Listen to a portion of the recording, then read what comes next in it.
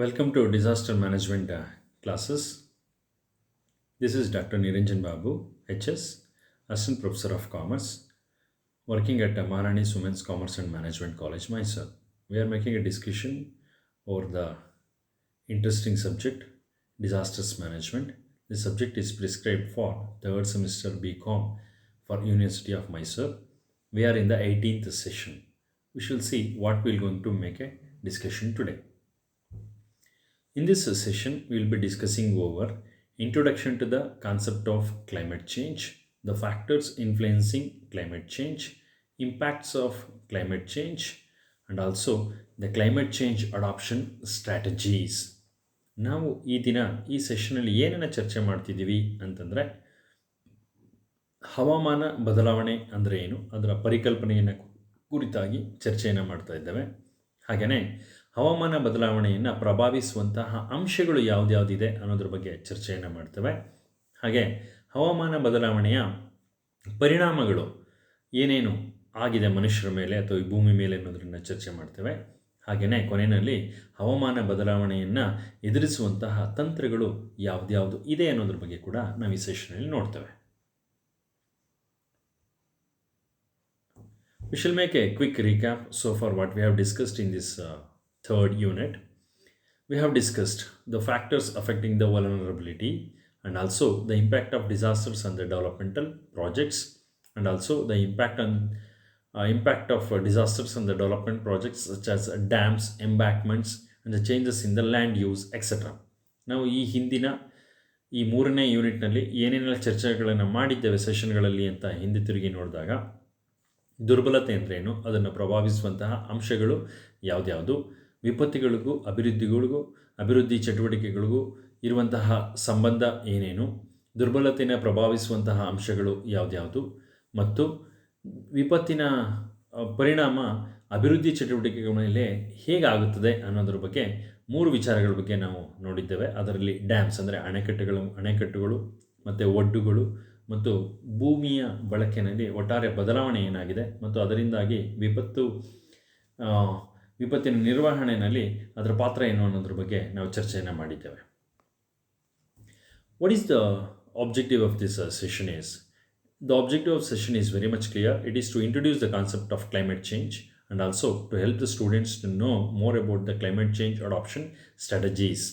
ಈ ಸೆಷನ್ನ ಮುಖ್ಯ ಉದ್ದೇಶವನ್ನು ನಾವು ಗುರುತಿಸೋದಾದರೆ to introduce the concept of climate change, ಹವಾಮಾನ ಬದಲಾವಣೆಯ ಪರಿಕಲ್ಪನೆ ಅಥವಾ ಹವಾಮಾನ ಬದಲಾವಣೆಯ ಚರ್ಚೆಯನ್ನು ನಾವು ವಿದ್ಯಾರ್ಥಿಗಳಿಗೆ ಪರಿಚಯಿಸೋದಾಗಿದೆ ಮತ್ತು ವಿದ್ಯಾರ್ಥಿಗಳಿಗೆ ಹವಾಮಾನ ಬದಲಾವಣೆ ಅಂತಂದರೆ ಏನು ಮತ್ತು ಅದನ್ನು ಎದುರಿಸಲಿಕ್ಕೆ ಅಗತ್ಯ ಇರುವಂತಹ ತಂತ್ರಗಳು ಯಾವುದ್ಯಾವುದು ಅದನ್ನು ತಿಳ್ಕೊಳ್ಳೋದು ಹೇಗೆ ಅನ್ನೋದ್ರ ಬಗ್ಗೆ ಈ ಸೆಷನ್ ನಾವು ಚರ್ಚೆಯನ್ನು ಮಾಡ್ತೇವೆ.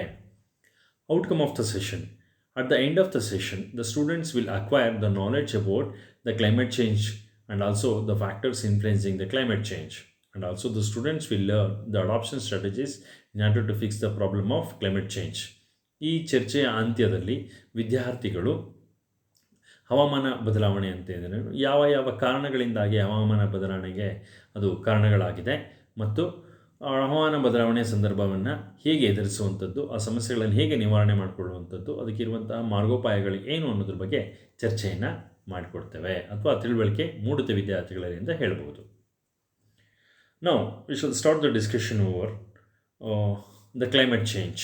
As I told, there are four important aspects to be discussed here: introduction to the concept of climate change, the factors affecting the climate change, impacts of climate change, and also the climate change adoption strategies. Now we shall see one by one. ಕನ್ನಡದಲ್ಲಿ ಹೇಳೋದಾದರೆ ಈ ಒಂದು ಸೆಷನ್ನ ಚರ್ಚೆಯಲ್ಲಿ ಹವಾಮಾನ ಬದಲಾವಣೆ ಅಂತಂದರೆ ಏನು, ಆ ಬದಲಾವಣೆಯನ್ನು ಪ್ರಭಾವಿಸುವಂತಹ ಅಂಶಗಳು ಯಾವುದ್ಯಾವುದು, ಈ ಹವಾಮಾನ ಬದಲಾವಣೆಯ ಪರಿಣಾಮಗಳು ಯಾವ್ಯಾವ ರೀತಿಯಲ್ಲಿ ಇದೆ ಮತ್ತು ಹವಾಮಾನ ಬದಲಾವಣೆಯನ್ನು ಎದುರಿಸಲಿಕ್ಕೆ ಅಗತ್ಯ ಇರುವಂತಹ ತಂತ್ರಗಳು ಯಾವುದ್ಯಾವುದು ಅನ್ನೋದ್ರ ಬಗ್ಗೆ ಚರ್ಚೆಯನ್ನು ಮಾಡೋದಿದೆ. We shall start with what do you mean by the term climate changes. When we say climate change is nothing but it describes a change in the average conditions such as the temperature and the rainfall in a region over a long period of time. The NASA scientists, they have observed that the Earth's surface is warming and many of the warmest years on record have happened in the past 20 years. ಜಗತ್ತಿನ ಅತ್ಯುನ್ನತವಾದಂತಹ ಬಾಹ್ಯಾಕಾಶ ಸಂಶೋಧನೆಯಲ್ಲಿ ತೊಡಗಿರುವಂತಹ NASA ವಿಜ್ಞಾನಿಗಳೇ ಹೇಳಿರುವಂತೆ climate change ಅಂದರೆ ಯಾವುದೇ ಒಂದು ಪ್ರದೇಶದಲ್ಲಿ ಆ ಪ್ರದೇಶದಲ್ಲಿನ ತಾಪಮಾನ, ಟೆಂಪರೇಚರ್ ಅಂತ ಕರಿತೀವಿ, ತಾಪಮಾನ ಮತ್ತು ಮಳೆ ಬೀಳುವಿಕೆಯಲ್ಲಿನ ಒಟ್ಟಾರೆ ಸರಾಸರಿ ಬದಲಾವಣೆ ದೀರ್ಘಕಾಲದಲ್ಲಿ ಸಂಭವಿಸಿರುವಂಥದ್ದನ್ನು ಗುರುತಿಸೋದಕ್ಕೆ ನಾವು ಕ್ಲೈಮೇಟ್ ಚೇಂಜ್ ಅಥವಾ ಹವಾಮಾನ ಬದಲಾವಣೆ ಅಂತ ಕರಿತೇವೆ. ನಮ್ಮ ಭೂಮಿ ಏನಿದೆ, ಈ ಭೂಮಿಯ ವಾತಾವರಣ ಇತ್ತೀಚಿನ ವರ್ಷಗಳಲ್ಲಿ ಅತ್ಯಂತ ಹೆಚ್ಚು ಬಿಸಿಯಾಗ್ತಿರುವುದನ್ನು ನಾವು ಕಾಣ್ತಾ ಇದ್ದೇವೆ. ಕಳೆದ 20 ವರ್ಷಗಳಲ್ಲಿ ಈ ಭೂಮಿಯ ಮೇಲೆ ಅತ್ಯಂತ ಹೆಚ್ಚು ಬಿಸಿಲು ಅಥವಾ ತಾಪಮಾನ ದಾಖಲಾಗಿರೋದನ್ನು ನಾವು ನೋಡಬಹುದಾಗಿದೆ. 1880ರಿಂದ ಈಚೆಗೆ ಇಡೀ ಜಾಗತಿಕ ತಾಪಮಾನ 1.7 ಡಿಗ್ರಿಯಷ್ಟು ಬಿಸಿ ಅಥವಾ ಒಂದು ಹೀಟು ಭೂಮಿ ಮೇಲೆ ಹೆಚ್ಚಾಗಿದೆ ಅಂತ ಹೇಳ್ಬೋದು. ಇದು ವೈಜ್ಞಾನಿಕವಾದಂತಹ ಒಂದು ಅಧ್ಯಯನವನ್ನು ಮಾಡಲಾಗಿದೆ. ಇದರಿಂದ ಇದು ಒಂದು ದೊಡ್ಡ ಅಪಾಯದ ಗಂಟೆ ಅಂತ ಹೇಳ್ಬೋದು. ಯಾಕೆಂದರೆ ಯಾವುದೇ ಬದಲಾವಣೆ ಗ್ರ್ಯಾಜುವಲ್ ಕಾಲಕ್ರಮೇಣ ಇದ್ದರೂ ಸಹ 1.7 ಡಿಗ್ರಿ ಅನ್ನುವಂಥದ್ದು ಅತ್ಯಂತ ಹೆಚ್ಚಿನ ತಾಪಮಾನ ಹೆಚ್ಚಳ ಆಗಿದೆ. ಹಾಗಾಗಿ ಇದು ಅಪಾಯದ ಕರಗಂಟೆಯನ್ನು ಬಾರಿಸ್ತಾ ಇದೆ ಅಂತ ಹೇಳಬಹುದು. ಹವಾಮಾನ ಬದಲಾವಣೆ ಅನ್ನುವಂಥದ್ದು ಆಲ್ಮೋಸ್ಟ್ ಎಲ್ಲ ದೇಶಗಳಲ್ಲಿ ಎಲ್ಲ ಆಡಳಿತಗಾರರಿಗೆ ಅತ್ಯಂತ ದೊಡ್ಡ ಸವಾಲಾಗಿ ಇಡೀ ಮಾನವ ಕುಲಕ್ಕೆ ಅತ್ಯಂತ ಹೆಚ್ಚು ಕುತ್ತನ್ನು ತರುವಂತಹ ಅಪಾಯವನ್ನು ಕೂಡ ಇದು ತೋರಿಸ್ತಾ ಇದೆ. ಹಾಗಾಗಿ ಹವಾಮಾನ ಬದಲಾವಣೆಗೆ ಪ್ರತಿಯೊಬ್ಬ ಆಡಳಿತಗಾರರು, ಪ್ರತಿಯೊಂದು ದೇಶದ ಪ್ರಜೆಗಳು ಕೂಡ ಸ್ಪಂದಿಸ್ತಾ ಇರುವುದನ್ನು ಮತ್ತು ಚರ್ಚೆಗಳಲ್ಲಿ ಪಾಲ್ಗೊಳ್ತಾ ಇರುವಂಥದ್ದನ್ನು, ಹೊಸ ಹೊಸ ತಂತ್ರಜ್ಞಾನಗಳನ್ನು ರೂಪಿಸ್ತಾ ಇರುವುದನ್ನು ನಾವು ನೋಡಬಹುದಾಗಿದೆ. ಮತ್ತು ಹವಾಮಾನ ಬದಲಾವಣೆಯ ಕಾರಣಗಳಿಂದಾಗಿ ನಾವು ಇತ್ತೀಚಿನ ವರ್ಷಗಳಲ್ಲಿ ಅತಿ ಹೆಚ್ಚಿನ ಪ್ರಾಕೃತಿಕ ವಿಕೋಪಗಳನ್ನು ಕೂಡ ನಾವು ಕಾಣಬಹುದಾಗಿದೆ. ನಾವು what are the important factors that influencing the climate change? ಹವಾಮಾನ ಬದಲಾವಣೆಯನ್ನು ಪ್ರಭಾವಿಸುವಂತಹ ಅಂಶಗಳು ಯಾವುದ್ಯಾವುದು ಅಂತ ನೋಡೋದಾದರೆ, the excess use of fossil fuels, the green gas effect, deforestation, urbanization, topographical change, the increase in the sea level, the ocean currents and the prevailing wind. These are some of the factors which are influencing on the climate change. When we look at the one each and everyone, ನಿಧಾನಕ್ಕೆ ನಾವು ವಿವರವಾಗಿ ಚರ್ಚೆಯನ್ನು ಮಾಡೋದಾದರೆ, excess use of the fossil fuels, ಇಂಧನ ಬಳಕೆ ನಮ್ಮಲ್ಲಿ ಪಳವಳಿಕೆ ಇಂಧನಗಳನ್ನು ಹೆಚ್ಚು ನಾವು ಬಳಸೋದನ್ನು ನಾವು ನೋಡಬಹುದಾಗಿದೆ. ಪಳವಳಿಕೆ ಇಂಧನ ಅಂತಂದರೆ ಅದು ಪೆಟ್ರೋಲ್, ಡೀಸೆಲ್ನ ಬಳಕೆ ಕಳೆದ 2 ಶತಮಾನಗಳಲ್ಲಿ ಅಂದರೆ 19 ಮತ್ತು 20ನೇ ಶತಮಾನದಲ್ಲಿ ಅತ್ಯಂತ ಹೆಚ್ಚಿನ ಮಟ್ಟದಲ್ಲಿ ಬಳಕೆ ಆಗ್ತಿರೋದಂತ ನಾವು ನೋಡಬಹುದಾಗಿದೆ. ಅದು ಕೈಗಾರಿಕಾ ಉದ್ದೇಶಕ್ಕೆ ಇರಬಹುದು, ಬಸ್ಸು, ಕಾರು, ವಿಮಾನ, ರೈಲು, ಬೈಕು, ಇವುಗಳ ಎಲ್ಲ ಸಂಖ್ಯೆಯಲ್ಲಿ ಅತ್ಯಂತ ತೀವ್ರವಾದ ಹೆಚ್ಚಳವನ್ನು ನಾವು ಗಮನಿಸಬಹುದಾಗಿದೆ. ಬೆಂಗಳೂರಿನಂತಹ ಒಂದು ಬೃಹತ್ ನಗರವನ್ನು ತೆಗೆದುಕೊಂಡ್ರೆ, ಇದು ಕರ್ನಾಟಕದ ರಾಜಧಾನಿಯಲ್ಲಿ ಜನರ ಸಂಖ್ಯೆಗಿಂತ ಹೆಚ್ಚಾಗಿ ವಾಹನಗಳ ಸಂಖ್ಯೆ ಹೆಚ್ಚಿದೆ ಅನ್ನುವಂಥದ್ದು ಅಧ್ಯಯನ ಹೇಳ್ತಾ ಇದೆ. ಸೊ ಅಷ್ಟು ಜನರಿಗಿಂತ ಹೆಚ್ಚಾಗಿರುವಂತಹ ವಾಹನಗಳು ಎಷ್ಟು ಪೆಟ್ರೋಲ್, ಡೀಸೆಲ್ಗಳನ್ನ ಬಳಕೆ ಮಾಡಬಹುದು, ಅದರಿಂದ ಹೊರಸೂಸುವಂತಹ ಕಾರ್ಬನ್ ಡೈಆಕ್ಸೈಡ್ ಎಷ್ಟು ವಾತಾವರಣವನ್ನು ಸೇರ್ತಾ ಇದೆ, ಅದರಿಂದಾಗಿ ಹವಾಮಾನ ಬದಲಾವಣೆಗೆ ಎಷ್ಟು ನಗರ ಪ್ರದೇಶಗಳು ನೀಡ್ತಾ ಇದೆ ಅನ್ನುವಂಥದ್ದನ್ನು ನಾವು ಗಮನಿಸಬಹುದಾಗಿದೆ. ಮತ್ತು ಗ್ರೀನ್ ಗ್ಯಾಸ್ ಎಫೆಕ್ಟ್ ಅಂದರೆ ಸೂರ್ಯನಿಂದ ನಮ್ಮ ಭೂಮಿಯ ಮೇಲೆ ಬೀಳುವಂತಹ ಕಿರಣಗಳು ಏನಿದೆ, ನೇರಳೆ ಕಿರಣಗಳು ಅಂತ ಏನು ಕರಿತೀವಿ, ಆ ನೇರಳೆ ವಿಕಿರಣಗಳು ಹೆಚ್ಚಿನ ದುಷ್ಪರಿಣಾಮವನ್ನು ಬೀರುವಂತಹ ಅವಕಾಶ ಇರುತ್ತದೆ. ಯಾವುದೇ ಸೂರ್ಯನಿಂದ ಬಂದಂತಹ ಒಂದು ಕಿರಣಗಳು ನೇರವಾಗಿ ಭೂಮಿ ಮೇಲೆ ಅದು ಬೀಳೋದಿಲ್ಲ. ಓಝೋನ್ ಪದರ ಅಂತ ನಮ್ಮ ಭೂಮಿಯ ವಾಯುಗೋಳದಲ್ಲಿ ಇದೆ. ಆ ಓಝೋನ್ ಪದರ ಸೂರ್ಯನ ಅತಿ ನೇರಳೆ ಕಿರಣಗಳಿಂದ ನಮ್ಮ ಭೂಮಿಯನ್ನು, ಮನುಷ್ಯರನ್ನು ಮತ್ತು ಎಲ್ಲ ನಿಸರ್ಗವನ್ನು ಕಾಪಾಡ್ತಾ ಇದೆ. ಆದರೆ ಇತ್ತೀಚಿನ ವರ್ಷಗಳಲ್ಲಿ ನಾವು ಅತಿ ಹೆಚ್ಚು ಕಾರ್ಬನ್ ಡೈಆಕ್ಸೈಡನ್ನು ನಾವು ವಾತಾವರಣಕ್ಕೆ ಸೇರಿಸ್ತಾ ಇರೋದರಿಂದ ಈ ಓಝೋನ್ ಲೇಯರ್ನಲ್ಲಿ ರಂಧ್ರಗಳು ಉಂಟಾಗಿ ಸೂರ್ಯನ ಅಪಾಯಕಾರಿ ಅತಿ ನೇರಳೆ ಕಿರಣಗಳು ನೇರವಾಗಿ ಭೂಮಿಯನ್ನು ತಲುಪ್ತಾ ಇರೋದರಿಂದ ಜನರಲ್ಲಿ ಮತ್ತು ಜೀವಿಗಳಲ್ಲಿ ಮತ್ತು ಕೃಷಿನಲ್ಲಿ ಅತ್ಯಂತ ಹೆಚ್ಚಿನ ವೈಪರೀತ್ಯಗಳನ್ನು ನಾವು ಕಾಣ್ತಾ ಇದ್ದೇವೆ. ಗ್ರೀನ್ ಗ್ಯಾಸ್ ಎಫೆಕ್ಟ್, ಯಾವಾಗ ಕಾರ್ಬನ್ ಡೈಆಕ್ಸೈಡಿಂದ ಹೆಚ್ಚು ಹೆಚ್ಚು ಬಳಕೆಯಾಗಿ ಅದು ಇಡೀ ಭೂಮಂಡಲದ ಸುತ್ತ ಒಂದು ಲೇಯರ್ ಆಗಿ ಅದು ಒಂದು ಮಾರ್ಪಾಡಾಗುತ್ತದೆ, ಆಗ ಸೂರ್ಯನ ಕಿರಣಗಳು ಏನಿರುತ್ತೆ ವಾಪಸ್ಸು ಪ್ರತಿಫಲನಗೊಳ್ಳೋದಿಲ್ಲ. ಅವೆಲ್ಲವೂ ಕೂಡ ಮತ್ತೆ ವಾಪಸ್ ಹೀಟು ಭೂಮಿಗೆ ವಾಪಸ್ ಬರೋದನ್ನು ನಾವು ಹಸಿರುಮನೆ ಪರಿಣಾಮ ಅಂತ ಕರಿತೀವಿ. ಹಾಗೆ ಡಿಫಾರೆಸ್ಟೇಷನ್ ಅಂತಂದರೆ ಪ್ರಪಂಚದಲ್ಲಿ ಇರುವಂತಹ ಒಟ್ಟು ಕಾಡಿನ ಪ್ರದೇಶ ವರ್ಷದಿಂದ ವರ್ಷಕ್ಕೆ ದಿನದಿಂದ ದಿನಕ್ಕೆ ಕಡಿಮೆ ಆಗ್ತಿರೋದನ್ನು ನಾವು ನೋಡ್ಬೋದಾಗಿದೆ. ಸೊ ಈ ಕಾಡು ನಾಶ ಆಗ್ತಿರೋದ್ರಿಂದ ನಿಸರ್ಗದ ಮೇಲೆ ಮಾನವನ ಅತ್ಯಂತ ಹೆಚ್ಚಿನ ದಾಳಿ ಕಂಡು ಬರ್ತಿರೋದ್ರಿಂದ ಮತ್ತು ನಗರೀಕರಣ ಹೆಚ್ಚಾಗಿರೋದ್ರಿಂದ ಜನರ ದುರಾಸೆ ಮತ್ತು ಜನಸಂಖ್ಯೆಯಲ್ಲಿ ವಿಪರೀತ ಹೆಚ್ಚಳ ಆಗಿರೋದ್ರಿಂದ ಇವೆಲ್ಲವೂ ಕಾರಣಗಳು ಕಾಡಿನ ನಾಶಕ್ಕೆ ಕಾರಣ ಆಗಿದೆ ಅಂತ ಹೇಳಬಹುದು. ಇದು ಕೂಡ ಹವಾಮಾನ ಬದಲಾವಣೆಗೆ ತನ್ನದಾದಂತಹ ಕೊಡುಗೆಯನ್ನು ನೀಡಿದೆ ಅಂತ ಹೇಳಬಹುದು. ದೆನ್ ಅರ್ಬನೈಸೇಷನ್ ಅಂದರೆ ನಗರೀಕರಣ. ಜನರ ವಸತಿ ಪ್ರದೇಶಗಳನ್ನ ನೋಡಿದಾಗ ಎರಡು ರೀತಿಯಲ್ಲಿ ಇದೆ. ಒಂದು ನಗರ ಪ್ರದೇಶಗಳು, ಇನ್ನೊಂದು ಗ್ರಾಮೀಣ ಪ್ರದೇಶಗಳು. ಪ್ರತಿಯೋರ್ವ ಗ್ರಾಮೀಣ ಪ್ರದೇಶದಲ್ಲಿ ಇರುವಂತಹ ಅತಿ ಹೆಚ್ಚಿನ ಮಾನವ ಸಂಪನ್ಮೂಲ ಉತ್ತಮ ಅವಕಾಶಗಳನ್ನು ಹುಡುಕಿಕೊಂಡು ನಗರ ಪ್ರದೇಶಗಳಿಗೆ ಉತ್ತಮ ಸೌಲಭ್ಯಗಳ ನಿರೀಕ್ಷೆಯಲ್ಲಿ ನಗರ ಪ್ರದೇಶಗಳಿಗೆ ವಲಸೆ ಬರೋದನ್ನು ನಾವು ನೋಡಬಹುದಾಗಿದೆ. ಭಾರತದಂತಹ ಸಂದರ್ಭಗಳಲ್ಲಿ ಇಲ್ಲಿ ಅತಿ ಹೆಚ್ಚು ಜನಸಂಖ್ಯೆ ಇರುವಂತಹ ಪ್ರದೇಶ.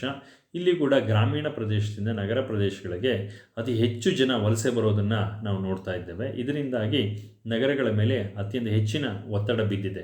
ಅದು ವಸತಿಗೋಸ್ಕರ ಇರಬಹುದು, ಮೂಲಭೂತ ಸೌಕರ್ಯಗಳಿಗೋಸ್ಕರ ಇರ್ಬೋದು, ಸಂವಹನ ಸಾಮರ್ಥ್ಯಕ್ಕಿರ್ಬೋದು, ಪ್ರತಿಯೊಂದಕ್ಕೂ ಕೂಡ ಅದು ಹೆಚ್ಚಿನ ಸವಾಲುಗಳನ್ನು ಒಡ್ತಾ ಸಮಸ್ಯೆಗಳನ್ನು ಕೂಡ ಸೃಷ್ಟಿ ಮಾಡ್ತಿರೋದನ್ನು ನಾವೆಲ್ಲರೂ ಕೂಡ ನೋಡ್ತಾ ಇದ್ದೇವೆ. ಮತ್ತು ಅರ್ಬನೈಸೇಷನ್ ಜಾಸ್ತಿ ಆದಷ್ಟು ಈ ತ್ಯಾಜ್ಯ ನಿರ್ವಹಣೆ ಅನ್ನೋದು ಕೂಡ ಅತ್ಯಂತ ಹೆಚ್ಚಿನ ಸವಾಲನ್ನು ನಮ್ಮ ಮುಂದೆ ಒಡ್ತಾ ಇದೆ. ಹಾಗೆ ಟೋಪೋಗ್ರಫಿ ಅಂದರೆ ಭೂಮಿಯ ಒಟ್ಟಾರೆ ಮೇಲ್ಮೈನಲ್ಲಿ ಅತ್ಯಂತ ಹೆಚ್ಚಿನ ಬದಲಾವಣೆಗಳಾಗಿದೆ. ಅಭಿವೃದ್ಧಿಯ ಹೆಸರಿನಲ್ಲಿ ನಾವು ಕಾಡು, ಗುಡ್ಡ, ನದಿ, ಕೆರೆ, ಸರೋವರ, ಇಡೀ ನಿಸರ್ಗದಲ್ಲಿರುವಂತಹ ಯಾವ ವಿಚಾರಗಳನ್ನು ಕೂಡ ಮನುಷ್ಯ ಬಿಡ್ತಾ ಇಲ್ಲ. ಅವೆಲ್ಲವನ್ನು ತನ್ನ ದುರಾಸೆಗೆ ಬಳಸ್ಕೊಳ್ತಿದ್ದಾನೆ. ಹಾಗಾಗಿ ಇದರಿಂದ ಕೂಡ ಹವಾಮಾನ ಬದಲಾವಣೆಗೆ ಹೆಚ್ಚಿನ ಕೊಡುಗೆ ನೀಡಿದೆ ಅಂತ ನಾವು ಹೇಳಬಹುದು. Then increase in the sea level, ಸಮುದ್ರದ ನೀರಿನ ಮಟ್ಟ ವರ್ಷದಿಂದ ವರ್ಷಕ್ಕೆ ಇಡೀ ಜಗತ್ತಿನಲ್ಲಿ ಹೆಚ್ಚಾಗ್ತಾ ಇದೆ. ನಮಗೆಲ್ಲ ಗೊತ್ತಿರೋ ಹಾಗೆ ಉತ್ತರ ಮತ್ತು ದಕ್ಷಿಣ ಧ್ರುವಗಳಲ್ಲಿ ಶುದ್ಧ ಕುಡಿಯುವ ನೀರು ಅಂತ ಏನು ಕರಿತೀವಿ, ಶುದ್ಧ ಕುಡಿಯಬಲ್ಲಂತಹ ಸಿಹಿ ನೀರಿನ ಸಂಗ್ರಹ ಧ್ರುವ ಪ್ರದೇಶಗಳಲ್ಲಿ ಹಿಮದ ಗಡ್ಡೆಗಳು, ಬೃಹತ್ ಪರ್ವತಗಳ ರೂಪದಲ್ಲಿ ಅದು ಶೇಖರಣೆಗೊಂಡಿದೆ.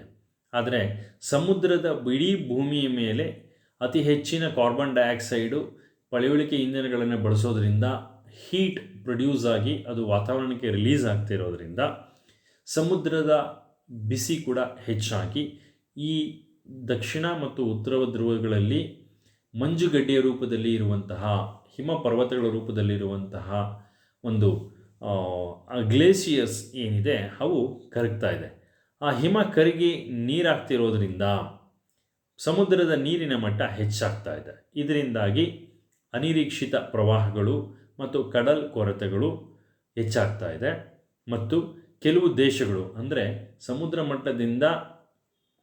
ಮಟ್ಟದಿಂದ ಹೆಚ್ಚಿನ ಎತ್ತರದಲ್ಲಿ ಇರದೇ ಇರುವಂತಹ ಮಾಲ್ಡೀವ್ಸ್ ಇರಬಹುದು, ಸೀಶೆಲ್ಸ್ ಇರಬಹುದು, ಫಿಲಿಪೈನ್ಸ್ ಇರಬಹುದು, ಈ ರೀತಿಯ ಕೆಲವು ರಾಷ್ಟ್ರಗಳು ಅತ್ಯಂತ ಹೆಚ್ಚಿನ ಮುಳುಗುವಂತಹ ದೇಶಗಳೇ ಮುಳುಗಿ ಹೋಗುವಂತಹ ಅಪಾಯವನ್ನು ಎದುರಿಸ್ತಾ ಇದೆ. ಇದಕ್ಕೆ ನಮ್ಮ ದೇಶ ಕೂಡ ಹೊರತಲ್ಲ. ನಮ್ಮ ದೇಶದಲ್ಲಿ ಬಾಂಬೆ ಇನ್ನು ಮುಂದಿನ 100ರಿಂದ 150 ವರ್ಷಗಳಲ್ಲಿ ಕಡಲ್ ಕೊರೆತದಿಂದಾಗಿ ಅಥವಾ ಸಮುದ್ರದ ನೀರಿನ ಮಟ್ಟ ಹೆಚ್ಚಾಗೋದ್ರಿಂದ ಇಡೀ ಬಾಂಬೆಯ ಸಿಟಿನೇ ಸಮುದ್ರದ ನೀರಿನಲ್ಲಿ ಮುಳುಗು ಹೋಗುವಂಥ ಅಪಾಯ ಇದೆ ಅಂತ ವಿಜ್ಞಾನಿಗಳು ಎಚ್ಚರಿಕೆಯನ್ನು ನೀಡಿದ್ದಾರೆ. ಹಾಗೆ ಕರ್ನಾಟಕದ ಮಟ್ಟಿಗೆ ಹೇಳೋದಾದರೆ ಮಂಗಳೂರು ಕೂಡ ಸಮುದ್ರ ನೀರಿನ ಮಟ್ಟದಲ್ಲಿ ಹೆಚ್ಚಳದಿಂದಾಗಿ ಆಪೋಷಣವನ್ನು ಸಮುದ್ರ ತೆಗೆದುಕೊಳ್ಬಹುದು ಅಂತ ಎಚ್ಚರಿಕೆಯನ್ನು ಕೊಡ್ತಾ ಇದ್ದಾರೆ. ಹಾಗೆ ನಾವು ಓಷನ್ ಕರೆಂಟ್ಸ್ ಮತ್ತು ಪ್ರಿವೈಲಿಂಗ್ ವಿಂಡ್ ಈ ವಿಚಾರಗಳನ್ನು ನಾವು ನೋಡಿದಾಗ ವರ್ಷದಿಂದ ವರ್ಷಕ್ಕೆ ನಾವು ಬಿರುಗಾಳಿ ಮತ್ತು ಚಂಡಮಾರುತಗಳು ಅತ್ಯಂತ ಸಾಮಾನ್ಯ ಅನ್ನುವಂಥ ಸ್ಥಿತಿಯನ್ನು ತಲುಪ್ತಾ ಇದ್ದೇವೆ. ಈ ಚಂಡಮಾರುತಗಳು ತೀವ್ರವಾದಂತಹ ಗಾಳಿಯನ್ನು ಭೂಮಿ ಮೇಲೆ ಬೀಸಿ ಹೆಚ್ಚಿನ ಅನಾಹುತವನ್ನು ಮಾಡ್ತಾ ಇರುವಂಥದ್ದನ್ನು ಮತ್ತು ಅನಿರೀಕ್ಷಿತ ಮಳೆಯನ್ನು ಸುರಿಸಿ ಹೆಚ್ಚಿನ ಅಪಾಯವನ್ನು ತಂದೊಡ್ತಾ ಇರುವಂಥದ್ದನ್ನು ನಾವು ಗಮನಿಸಬಹುದಾಗಿದೆ. ಸೊ ಒಟ್ಟಾರೆ ಭೂಮಿಯ ಬಳಕೆಯಲ್ಲಿ ಬದಲಾವಣೆ, ಸಮುದ್ರದ ನೀರಿನ ಮಟ್ಟ ಹೆಚ್ಚಳ ಮತ್ತು ಪಳೆಯುಳಿಕೆ ಇಂಧನಗಳ ಅತಿ ಹೆಚ್ಚು ಬಳಕೆ, ಗ್ರೀನ್ ಗ್ಯಾಸ್ ಎಫೆಕ್ಟಿಂದಾಗಿ, ಕಾಡುಗಳ ನಾಶದಿಂದಾಗಿ, ನಗರೀಕರಣದಿಂದಾಗಿ ಇವೆಲ್ಲವೂ ಕೂಡ ಹವಾಮಾನ ಬದಲಾವಣೆಗೆ ಕಾರಣ ಆಗಿದೆ ಅಂತ ನಾವು ಹೇಳಬಹುದು. ನಾವು ಇಂಪ್ಯಾಕ್ಟ್ಸ್ ಆಫ್ ಕ್ಲೈಮೇಟ್ ಚೇಂಜ್, ಹವಾಮಾನ ಬದಲಾವಣೆಯ ಪರಿಣಾಮಗಳು ಏನಾಗ್ತಾ ಇದೆ, ನಾವೀಗ ತಾನೇ ಚರ್ಚೆ ಮಾಡ್ತಿದ್ವಿ. ಅದರಲ್ಲಿ increase in the sea water level, glaciers will melt, the loss of biodiversity, extreme heat will affect the health, energy and a drought and the insect outbreaks, and also increased wildfires, declining the water supplies, reduced agricultural yields, outdoor work would become unbearable, flooding situation, erosion in the coastal areas are the additional concerns. ಇಷ್ಟು ಹವಾಮಾನ ಬದಲಾವಣೆಯ ಪರಿಣಾಮಗಳು. ಒಂದೊಂದಾಗಿ ನೋಡ್ತಾ ಬರೋದಾದರೆ, increase in the sea water level, ಈಗ ತಾನೇ ನಾವು ಚರ್ಚಿನಲ್ಲಿ ಹೇಳಿದ ಹಾಗೆ ಅತಿ ಹೆಚ್ಚಿನ ಅತ್ಯಂತ ವೇಗವಾಗಿ ಧ್ರುವ ಪ್ರದೇಶಗಳಲ್ಲಿ ಇರುವಂತಹ ಹಿಮ ಪರ್ವತಗಳು, ಸಿಹಿ ನೀರಿನ ಸಂಗ್ರಹ ಏನಿದೆ ಹಿಮ ರೂಪದಲ್ಲಿ, ಆ ಹಿಮ ರಾಶಿ ಕರಗ್ತಾ ಇರೋದರಿಂದ ಸಮುದ್ರದಲ್ಲಿ ನೀರಿನ ಮಟ್ಟ ಹೆಚ್ಚಾಗ್ತಿದೆ. ಇದರಿಂದಾಗಿ ಹಲವಾರು ದೇಶಗಳು ಮುಳುಗಡೆ ಹೊಂದುವಂತಹ ಭೀತಿಯನ್ನು ಮತ್ತು ಕಡಲ್ಕೊರೆತದ ಅಪಾಯಗಳನ್ನು ಎದುರಿಸ್ತಾ ಇದೆ. ಇದಕ್ಕೆ ನಮ್ಮ ದೇಶ ಕೂಡ ಹೊರತಾಗಿಲ್ಲ. ಮತ್ತು ಗ್ಲೇಷಿಯರ್ಸ್ ವಿಲ್ ಮೆಲ್ಟ್, ಉತ್ತರ ದಕ್ಷಿಣ ಧ್ರುವದಲ್ಲಿ ಇರುವಂತಹ ಹಿಮಗಳು ಕರಗಿದಾಗ ಆ ಪ್ರದೇಶದಲ್ಲಿ ವಾಸಿಸುವಂತಹ ಪ್ರಾಣಿಗಳು ಜೀವ ಸಂಕುಲದ ಮೇಲೆ ಅತ್ಯಂತ ಹೆಚ್ಚಿನ ಒಂದು ದುಷ್ಪರಿಣಾಮವನ್ನು ಬೀರುತ್ತೆ ಅಂತ ನಾವು ಹೇಳಬಹುದಾಗಿದೆ. ಮತ್ತು ಲಾಸ್ ಆಫ್ ಬಯೋಡೈವರ್ಸಿಟಿ ಅಂದರೆ ಜೀವ ವೈವಿಧ್ಯ ನಾಶ. ನಾವು ಮನುಷ್ಯನ ಇತಿಹಾಸದಲ್ಲಿ, ಈ ಭೂಮಿಯ ಇತಿಹಾಸದಲ್ಲಿ ನಾವು ಗಮನಿಸಿದಾಗ ಹವಾಮಾನ ವೈಪರೀತ್ಯಗಳಿಂದಾಗಿ ಅತ್ಯಂತ ಹೆಚ್ಚಿನ ಸಂಖ್ಯೆಯಲ್ಲಿ ನಾವು ಜೀವ ವೈವಿಧ್ಯ ನಾಶ ಆಗಿರೋದನ್ನು ನಾವು ನೋಡಬಹುದಾಗಿದೆ. ಒಂದಾನೊಂದು ಕಾಲದಲ್ಲಿ ಇಡೀ ಭೂಮಿಯ ಮೇಲೆ ದೈತ್ಯ ದೇಹವನ್ನು ಹೊಂದಿದಂತಹ ಡೈನೋಸಾರ್ಸ್ಗಳು ಇದ್ದಂತಹ ಈ ಭೂಮಿ ಮೇಲೆ ಇಂದು ಡೈನೋಸಾರ್ಸ್ಗಳು ಉಳಿದಿಲ್ಲ. ಯಾಕಾಗಿ ಆ ಜೀವಗಳ ಪ್ರಭೇದಗಳ ನಾಶ ಆಯಿತು ಅಂತಂದರೆ ಹವಾಮಾನ ಬದಲಾವಣೆಗಳಿಂದಾಗಿ. ಮತ್ತು extreme heat will affect the health and the energy, ಯಾವಾಗ ಭೂಮಿಯ ತಾಪಮಾನ ಪಳೆಯುಳಿಕೆ ಇಂಧನಗಳನ್ನು ಅತಿ ಹೆಚ್ಚು ಬಳಸ್ತಾ ಇರೋದರಿಂದ, ಕೈಗಾರಿಕೆಗಳನ್ನ ಆಗಿರೋದರಿಂದ, ಇದೆಲ್ಲದರಿಂದ ತಾಪಮಾನ ಬಿಡುಗಡೆ ಆಗ್ತಿರೋದ್ರಿಂದ ವಾತಾವರಣಕ್ಕೆ, ಇದರಿಂದಾಗಿ ಅತ್ಯಂತ ಹೆಚ್ಚಿನ ಹೀಟ್ ಅಂದರೆ ಬಿಸಿ ತಾಪಮಾನ ಹೆಚ್ಚಾಗಿ, ಭೂಮಿಯ ತಾಪಮಾನ ಹೆಚ್ಚಾಗಿ ಆರೋಗ್ಯದ ಸಮಸ್ಯೆಗಳನ್ನು ತಂದೊಡ್ತಾ ಇದೆ, ಚರ್ಮದ ಸಮಸ್ಯೆಗಳನ್ನು ತಂದೊಡ್ತಾ ಇದೆ. ಮತ್ತು ಶಕ್ತಿ ಸಂಪನ್ಮೂಲಗಳು ವರ್ಷದಿಂದ ವರ್ಷಕ್ಕೆ ಅವು ಕ್ಷಯ ಆಗ್ತಿರೋದನ್ನು ನಾವು ನೋಡಬಹುದಾಗಿದೆ. ಮತ್ತು drought and the insects outbreaks, ಇತ್ತೀಚಿನ ದಿನಗಳಲ್ಲಿ ನಾವು ಪದೇ ಬರಗಾಲಕ್ಕೆ ತುತ್ತಾಗುವಂತಹ ಪ್ರದೇಶಗಳಲ್ಲಿ ಹೆಚ್ಚಳವನ್ನು ಕಾಣಬಹುದಾಗಿದೆ. ಬರ ಪರಿಸ್ಥಿತಿ ಅನ್ನುವಂಥದ್ದು ಅತ್ಯಂತ ಭೀಕರವಾದಂತಹ ಒಂದು ಪರಿಣಾಮವನ್ನು ಬೀರುವಂಥದ್ದು. ಬರ ಅನ್ನುವಂಥದ್ದೇ ಅತಿ ದೊಡ್ಡ ಪ್ರಾಕೃತಿಕ ವಿಪತ್ತು ಅಂತ ನಾವು ಗುರುತಿಸಬಹುದು. ಮಳೆ ಬರೋದಿಲ್ಲ, ಕುಡಿಯೋ ನೀರು ಸಿಗೋದಿಲ್ಲ. ಅದರಿಂದಾಗಿ ಜನವಸತಿ ಪ್ರದೇಶಗಳಿಗೆ ಮತ್ತು ಕಾಡಿನಲ್ಲಿರುವಂತಹ ಪ್ರಾಣಿಗಳಿಗೆ, ಜೀವ ಸಂಪತ್ತಿಗೆ, ಸಸ್ಯರಾಶಿಗೆ ನೀರೇ ಸಿಗದೇ ಇದ್ದಾಗ ಖಂಡಿತ ಅದು ಅತ್ಯಂತ ದೊಡ್ಡ ವಿಪತ್ತು ಅಂತ ನಾವು ಹೇಳಬಹುದು. ಮತ್ತು ಇನ್ಸೆಕ್ಟ್ಸ್ ಔಟ್ಬ್ರೇಕ್, ಯಾವಾಗ ಹವಾಮಾನದಲ್ಲಿ ಅಂದರೆ ಅತ್ಯಂತ ಶೀತದ ಸಂದರ್ಭ ಮತ್ತು ಅತ್ಯಂತ ಹೆಚ್ಚಿನ ತಾಪಮಾನ ಹೆಚ್ಚಳವನ್ನು ನಾವು ಗಮನಿಸಿದಾಗ ಆಗೆಲ್ಲ ಕೂಡ ಹೊಸ ಬಗೆಯ ಕೀಟಗಳು ಮನುಷ್ಯರ ಮೇಲೆ ಮತ್ತು ನಿಸರ್ಗದ ಮೇಲೆ ದಾಳಿ ಮಾಡೋದನ್ನು, ಹುಟ್ಟುವುದನ್ನು ನಾವು ನೋಡಿದ್ದೇವೆ. ಸೊ ಇದು ಹವಾಮಾನ ಬದಲಾವಣೆಯ ಇನ್ನೊಂದು ಪರಿಣಾಮ. ಮತ್ತು ಇನ್ಕ್ರೀಸ್ಡ್ ವೈಲ್ಡ್ ಫೈರ್ಸ್, ಕಾಡ್ಗಿಚ್ಚು ಅಂತ ಏನು ಕರಿತೇವೆ, ಈ ಕಾಡ್ಗಿಚ್ಚು ವರ್ಷದಿಂದ ವರ್ಷಕ್ಕೆ ಹೆಚ್ಚಾಗ್ತಿರೋದನ್ನು ನಾವು ನೋಡ್ತಾ ಇದ್ದೇವೆ. ಅದರಿಂದಾಗಿ ಅಪಾರವಾಗಿ ಕಾರ್ಬನ್ ಡೈಆಕ್ಸೈಡ್ ವಾತಾವರಣಕ್ಕೆ ರಿಲೀಸ್ ಆಗ್ತಾ ಇದೆ. ಇದನ್ನು ನಿಯಂತ್ರಣಕ್ಕೆ ಸಾಧ್ಯ ಆಗದಿರುವಂತಹ ಪರಿಸ್ಥಿತಿನಲ್ಲಿ ನಾವು ಎಷ್ಟು ಕಾಡ್ಗಿಚ್ಚುಗಳನ್ನು ನೋಡ್ತಾ ಇದ್ದೇವೆ. ಅದು ಅಮೆರಿಕದಂತಹ ದೇಶಗಳಲ್ಲಿ ಇರಬಹುದು, ಆಫ್ರಿಕಾದಂಥ ದೇಶಗಳಲ್ಲಿ ಇರಬಹುದು. Then declining the water supplies, ಶುದ್ಧ ಕುಡಿಯುವ ನೀರಿನ ಸಂಪನ್ಮೂಲ ಇಡೀ ಭೂಮಿ ಮೇಲೆ ಕೇವಲ 1% ಇದೆ. ಆ 1%ಅಲ್ಲಿ ಅತ್ಯಂತ ಹೆಚ್ಚು ಉತ್ತರ ಮತ್ತು ದಕ್ಷಿಣ ಧ್ರುವಗಳಲ್ಲೇ ಇದೆ. ಹಾಗಾಗಿ ಇನ್ನುಳಿದ ಭೌಗೋಳಿಕ ಪ್ರದೇಶದಲ್ಲಿ ಶುದ್ಧ ಕುಡಿಯುವ ನೀರು ನದಿಯ ನೀರಿನ ರೂಪದಲ್ಲಿ ಮಾತ್ರ ಹರಿಯುವಂಥದ್ದು. ಆ ಪ್ರಾಕೃತಿಕವಾಗಿ ದೊರೆಯುವಂತಹ ಶುದ್ಧ ಕುಡಿಯುವ ನೀರಿನ ಮೂಲಗಳು ವರ್ಷದಿಂದ ವರ್ಷಕ್ಕೆ ಕಡಿಮೆ ಆಗ್ತಾ ಇದ್ದಾವೆ. ಮತ್ತು ನಾವೆಲ್ಲ ಏನನ್ನು ಗಮನಿಸ್ತಾ ಇದ್ದೀವಿ ಅಂತಂದರೆ, ಮಳೆ ಬೀಳುವಂತಹ ಏನು ಸಂದರ್ಭಗಳಿದ್ದಾವೆ, ಆ ಮಳೆ ಬೀಳುವಂತಹ ಕಾಲದಲ್ಲಿ ವ್ಯತ್ಯಾಸಗಳು ಉಂಟಾಗ್ತಾ ಇದ್ದಾವೆ ಮತ್ತು ಇದರಿಂದಾಗಿ ಬರಗಾಲಗಳು ಹೆಚ್ಚಾಗ್ತಾ ಇದ್ದಾವೆ. ನೀರಿನ ಮೂಲಗಳೆಲ್ಲ ಬತ್ತಿ ಹೋಗ್ತಾ ಇದ್ದಾವೆ. ನಮ್ಮ ಕರ್ನಾಟಕ ರಾಜ್ಯದ ಕೊಡಗು ಜಿಲ್ಲೆಯನ್ನೇ ನಾವು ಗಮನಿಸೋದಾದರೆ, ಕೊಡಗಿನ ತಲಕಾವೇರಿನಲ್ಲಿ ಜೀವನದಿ ಕಾವೇರಿ ಉಕ್ಕಿ ಹರಿಯುತ್ತೆ. ಅದರಿಂದಾಗಿ ಎಷ್ಟೋ ರಾಜ್ಯಗಳಲ್ಲಿ ಕೋಟ್ಯಾಂತರ ಜನಗಳು, ಕೋಟ್ಯಾಂತರ ಜೀವಗಳನ್ನು ಅದು ರಕ್ಷಣೆಯನ್ನು ಮಾಡ್ತಾ ಇದೆ. ಆದರೆ ಬೇಸಿಗೆಯ ಸಂದರ್ಭದಲ್ಲಿ ಕೊಡಗಿನಲ್ಲೇ ತಲಕಾವೇರಿನಲ್ಲೇ ಅಂತರ್ಜಲ ಮಟ್ಟ ಅತ್ಯಂತ ಹೆಚ್ಚು ಕುಸಿದಿರೋದನ್ನು ನಾವು ಗಮನಿಸಬಹುದಾಗಿದೆ. ಮತ್ತು ಕೊಡಗಿನಲ್ಲಿ ಅನಿರೀಕ್ಷಿತ ಮಳೆ ಮತ್ತು ಅನಿರೀಕ್ಷಿತವಾಗಿ ಮಳೆ ಕೈ ಕೊಡುವುದನ್ನು ಕೂಡ ನಾವು ಕಾಣ್ತಾ ಇದ್ದೇವೆ. ಮತ್ತು ಕುಡಿಯುವ ನೀರಿಗೋಸ್ಕರ, ಕೃಷಿ ಬೆಳೆಗೋಸ್ಕರ ಮತ್ತು ಕುಡಿಯುವ ನೀರಿಗೋಸ್ಕರ ಊರುಗಳಲ್ಲಿ ರಾಜ್ಯಗಳ ನಡುವೆ, ದೇಶಗಳ ನಡುವೆ ಯುದ್ಧದ ಪರಿಸ್ಥಿತಿಯನ್ನು ಕೂಡ ನಾವು ನೋಡ್ತಾ ಬಂದಿದ್ದೇವೆ. ಮತ್ತು ಪ್ರವಾಹದ ಸಂದರ್ಭವನ್ನು ನಾವು ನೋಡೋದಾದರೆ, ಅತ್ಯಂತ ಹೆಚ್ಚಿನ ರೀತಿಯಲ್ಲಿ ಭೀಕರವಾದಂತಹ ಪ್ರವಾಹಗಳು ಇತ್ತೀಚಿನ ವರ್ಷಗಳಲ್ಲಿ ನಾವು ನದಿಯ ನೀರಿನಲ್ಲಿ ನಾವು ನೋಡಬಹುದಾಗಿದೆ. ಅದು ಗಂಗಾ ನದಿ ಇರ್ಬೋದು, ಉತ್ತರ ಭಾರತದಲ್ಲಿ ಹರಿಯುವಂತಹ ಹಿಮಾಲಯದ ತಪ್ಪಲಿನ ಹುಟ್ಟುವಂತಹ ನದಿಗಳು ಭೀಕರ ಒಂದು ಪ್ರವಾಹವನ್ನು ತಂದೊಡ್ಡುವಂಥದ್ದು. ಅದರಲ್ಲಿ ಬ್ರಹ್ಮಪುತ್ರ ನದಿ ಬಹಳ ಮುಖ್ಯವಾಗಿ, ಬ್ರಹ್ಮಪುತ್ರ ನದಿಯನ್ನು ಗಂಡು ನದಿ ಅಂತ ಕರೀತೇವೆ. ಅದು ಸೃಷ್ಟಿಸುವಂತಹ ಅತ್ಯಂತ ಹೆಚ್ಚಿನ ಅಪಾಯ ಮಟ್ಟದ ಪ್ರವಾಹಗಳು ಕೋಟ್ಯಾಂತರ ಲಕ್ಷಾಂತರ ಜನರ ಬದುಕಿಗೆ ಅವು ದುಷ್ಪರಿಣಾಮವನ್ನು ಉಂಟು ಮಾಡುತ್ತೆ, ಜೀವಹಾನಿಯನ್ನು ಉಂಟು ಮಾಡುತ್ತೆ ಮತ್ತು ಮೂಲಭೂತ ಸೌಕರ್ಯಗಳೆಲ್ಲ ನಾಶ ಮಾಡುತ್ತೆ ಮತ್ತು ಅಭಿವೃದ್ಧಿಯನ್ನು ಕೊನೆಗಾಣಿಸ್ತಾ ಇದೆ. ಸೊ ಹಾಗಾಗಿ ಈ ಪ್ರವಾಹಗಳು ಕೂಡ ಹವಾಮಾನ ಬದಲಾವಣೆಯ ಒಂದು ಪರಿಣಾಮ ಅಂತ ಹೇಳಬಹುದು. Then erosion in the coastal areas are the additional concerns. ನಾವು ಕರಾವಳಿ ಪ್ರದೇಶಗಳಲ್ಲಿ ಅತ್ಯಂತ ಹೆಚ್ಚಿನ ಕಡಲ್ ಕೊರೆತಗಳನ್ನು ನಾವು ನೋಡಬಹುದಾಗಿದೆ. ಇದರಿಂದಾಗಿ ಭೂಮಿಯನ್ನು ಕ್ರಮೇಣವಾಗಿ ಸಮುದ್ರ ಆಪೋಷಣ ತೆಗೆದುಕೊಳ್ತಿರುವಂಥದ್ದನ್ನು ನಾವು ನೋಡಬಹುದಾಗಿದೆ. ಇಷ್ಟು ಹವಾಮಾನ ಬದಲಾವಣೆಯ ಪರಿಣಾಮಗಳು. Now we shall see the climate change adoption. When we say climate change adoption means anticipating the adverse effects of the climate change and taking the appropriate action to prevent or to minimize the damage they can cause, or taking the advantage of the opportunities that may arise. It has been shown that well-planned early adoption action, it saves the money and lives and later. ಅಂದರೆ ಅರ್ಥ, climate change adoption ಅಂದರೆ ಹವಾಮಾನ ಬದಲಾವಣೆಯನ್ನು ಎದುರಿಸುವುದು ಹೇಗೆ ಅಂತ ನಾವು ನೋಡೋದಾದರೆ, ಈ ಹವಾಮಾನ ಬದಲಾವಣೆ ಪರಿಣಾಮಗಳಲ್ಲಿ ಅಪಾಯನ ತಗ್ಗಿಸುವಂತಹ ಕ್ರಮಗಳು, ಹಾನಿಯನ್ನು ಕಡಿಮೆ ಮಾಡುವಂತಹ ಉಪಕ್ರಮಗಳನ್ನು ನಾವು ಅಡಾಪ್ಷನ್ ಸ್ಟ್ರಾಟಜೀಸ್ ಅಂತ ಕರಿತೇವೆ.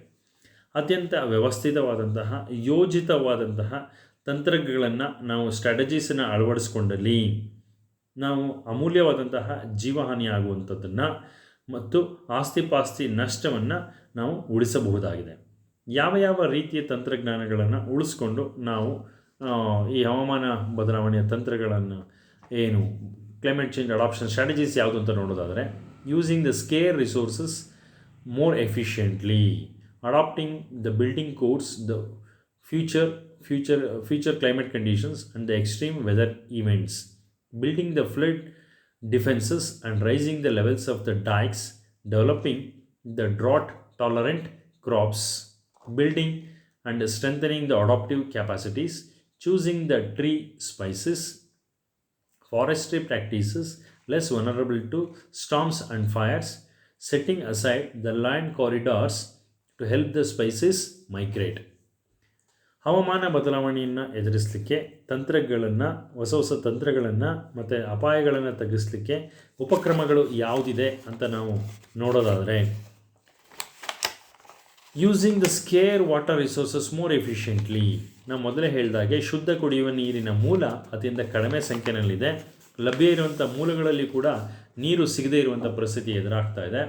ಪ್ರತಿ ಸಾರಿ ಬೇಸಿಗೆ ಅನ್ನುವಂಥದ್ದು ಬಹಳ ಬೇಗ ಬರ್ತಾ ಇದೆ, ಮಳೆಗಾಲ ಅನ್ನುವಂಥದ್ದು ಬಹಳ ನಿಧಾನವಾಗಿ ಬರ್ತಾ ಇದೆ. ಮಳೆಗಾಲದಲ್ಲಿ ಕೂಡ ಎಷ್ಟು ಬರಬೇಕೋ ಅಷ್ಟು ಬರದೇ ಇರುವುದಂತ ನಾವು ಗಮನಿಸ್ತಾ ಇದ್ದೇವೆ. ಹಾಗಾಗಿ ನೀರಿನ ಸದ್ಬಳಕೆಗೆ ಅತ್ಯಂತ ಹೆಚ್ಚಿನ ತಂತ್ರಗಾರಿಕೆಯನ್ನು ಬಳಸುವಂಥ ಅಗತ್ಯತೆ ಇದೆ ಮತ್ತು ನೀರಿನ ಮೂಲಗಳ ರಕ್ಷಣೆ ಬಗ್ಗೆ ಹೆಚ್ಚಿನ ಆದ್ಯತೆಯನ್ನು ನೀಡಬೇಕಾಗಿದೆ. ಮತ್ತು ಕಟ್ಟಡ ನಿರ್ಮಾಣಗಳಲ್ಲಿ ಅತ್ಯುನ್ನತ ದರ್ಜೆಯ ತಂತ್ರಜ್ಞಾನಗಳನ್ನು ಅಳವಡಿಸಿಕೊಳ್ಳೋದ್ರ ಮುಖಾಂತರ ಯಾವುದೇ ವಿಪತ್ತಿಗೆ ಅದು ಭೂಕಂಪ ನಿರೋಧಕವಾಗಿ ಮತ್ತು ಪ್ರವಾಹಗಳಿದ್ದಂಥ ಸಂದರ್ಭದಲ್ಲಿ ಯಾವುದೇ ಹಾನಿಯಾಗದಂತಹ ರೀತಿಯಲ್ಲಿ ವಿಜ್ಞಾನ ಮತ್ತು ತಂತ್ರಜ್ಞಾನದ ಬಳಕೆಯಿಂದ ಕಟ್ಟಡ ನಿರ್ಮಾಣಗಳನ್ನು ಮಾಡಬೇಕಾಗಿದೆ. ಮತ್ತು building the flood defences and raising the levels of dykes ಅಂದರೆ ಎಲ್ಲಿ ಪ್ರವಾಹ ಅತಿ ಹೆಚ್ಚು ಪದೇ ಪದೇ ಪ್ರವಾಹಗಳು ಎಲ್ಲಿ ಬರ್ತವೋ ಅಲ್ಲಿ ತೀರ ಪ್ರದೇಶದಲ್ಲಿ ತಡೆಗೋಡೆಗಳನ್ನು ಅತ್ಯಂತ ಹೆಚ್ಚು ಎತ್ತರದಲ್ಲಿ ನಿರ್ಮಿಸೋದ್ರ ಮುಖಾಂತರ ಆ ಪ್ರವಾಹದ ಪರಿಸ್ಥಿತಿಯನ್ನು ನಿಯಂತ್ರಿಸಲಿಕ್ಕೆ ಮತ್ತು ಪ್ರವಾಹದ ದುಷ್ಪರಿಣಾಮವನ್ನು ತಡೆಯಲಿಕ್ಕೆ ನಾವು ಸೂಕ್ತವಾದ ಕ್ರಮಗಳನ್ನು ಕೈಗೊಳ್ಳುವಂಥದ್ದು ಕೂಡ ಈ ಕ್ಲೈಮೇಟ್ ಚೇಂಜ್ ಅಡಾಪ್ಷನ್ ಸ್ಟ್ರಾಟಜೀಸ್ನಲ್ಲಿ ಒಳಗೊಂಡಿದೆ. Developing the drought tolerant crops, ನಾನು ಮೊದಲೇ ಹೇಳಿದಾಗೆ ಮಳೆ ಬೀಳುವಂತಹ ಒಂದು ಪದ್ಧತಿನಲ್ಲಿ ವ್ಯವಸ್ಥೆಯಲ್ಲಿ ಹವಾಮಾನ ಬದಲಾವಣೆಯಿಂದಾಗಿ ಬದಲಾವಣೆಗಳಾಗ್ಬಿಟ್ಟಿದೆ. ಹಾಗಾಗಿ ಮಳೆಗಾಲದಲ್ಲಿ ಮಳೆ ಬರ್ತಾ ಇಲ್ಲ, ಮಳೆ ಬಂದರೆ ಕಮ್ಮಿ ಬರ್ತಾ ಇದೆ, ಬಂದರೆ ಅತ್ಯಂತ ಜಾಸ್ತಿ ಬಂದುಬಿಡ್ತಾ ಇದೆ. ಹಾಗಾಗಿ ಮತ್ತು ಪ್ರತಿ ವರ್ಷ ಬರದ ಪ್ರದೇಶಗಳು ಹೆಚ್ಚಾಗ್ತಾ ಇದ್ದಾವೆ. ಸೊ ಬರ ನಿರೋಧಕ ಬೆಳೆಗಳನ್ನು ನಾವು ವಿಜ್ಞಾನಿಗಳ ಮುಖಾಂತರ ಸೃಜಿಸಲಿಕ್ಕೆ ಅತ್ಯಂತ ಹೆಚ್ಚಿನ ಒತ್ತನ್ನು ಕೊಡಬೇಕಾಗಿದೆ.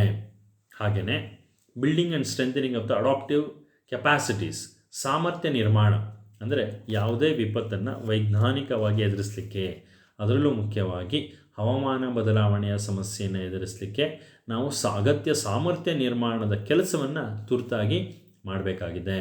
ಚೂಸಿಂಗ್ ದ ಟ್ರೀ ಸ್ಪೈಸೀಸ್, ನಾವು ಅರಣ್ಯ ಪ್ರದೇಶವನ್ನು ಹೆಚ್ಚು ಮಾಡುವಂತಹ ನಿಟ್ಟಿನಲ್ಲಿ ಸಸಿಗಳನ್ನು ನೆಡುವುದರ ಮುಖಾಂತರ ಅದರಲ್ಲೂ ವೈವಿಧ್ಯಮಯವಾದಂತಹ ಮತ್ತು ಎಲ್ಲ ಪ್ರದೇಶಗಳಿಗೆ ಸೂಕ್ತವಾದಂತಹ ಬರ ಸಹಿಷ್ಣು ಮತ್ತು ವೈವಿಧ್ಯಮಯವಾದ ಗಿಡ ಮರಗಳನ್ನು ಬೆಳೆಸೋದ್ರ ಮುಖಾಂತರ ಪ್ರಾಣಿ ಪಕ್ಷಿಗಳಿಗೆ ಅನುಕೂಲ ಮಾಡಿಕೊಡೋದ್ರ ಮುಖಾಂತರ ಮೀಸಲು ಅರಣ್ಯ ಪ್ರದೇಶಗಳನ್ನು ಹೆಚ್ಚು ಮಾಡಿಕೊಡುವುದರ ಮುಖಾಂತರ ಜೀವ ವೈವಿಧ್ಯತೆಯ ಸಂರಕ್ಷಣೆಗೆ ನಾವು ಹೆಚ್ಚು ಒತ್ತನ್ನು ನೀಡಬೇಕಾಗಿದೆ.